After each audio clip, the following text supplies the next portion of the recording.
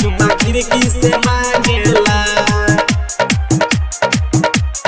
खिड़की से मांगेला, खिड़की से मांगेला। हमरा गाँव के यारबा ये सखी चुमा खिड़की से मांगेला। हमारा गाँव के यारबा ये सखी चुमा खिड़की से मांगेला। अरे मिल के बहाना सखी हो,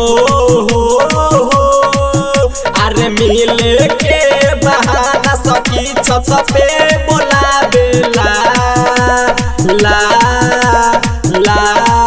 हमारा गाँव के यारबा ये सखी चुमा खिड़की से मांगेला। हमारा गाँव के यारबा ये सखी चुमा खिड़की से मांगेला, चुमा खिड़की से मांगेला, खिड़की से मांगेला, खिड़की से मांगेला। साउंड रिकॉर्डिंग स्टूडियो लाल बिगिया। चुमा खिड़की से मांगेला। का हम बताई सखी उन कर खेला, हर दम हमारा ऊ फेरा में रहेला, फेरा में रहेला। का हम बताई सखी उन कर खेला, हर दम हमारा ऊ फेरा में रहेला।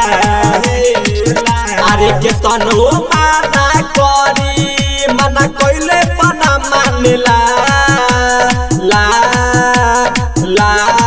हमारा गाँव के यारबा ये सखी चुमा खिड़की से मांगेला। हमारा गाँव के यारबा ये सखी चुमा खिड़की से मांगेला, चुमा खिड़की से मांगेला, खिड़की से मांगेला, खिड़की से मांगेला।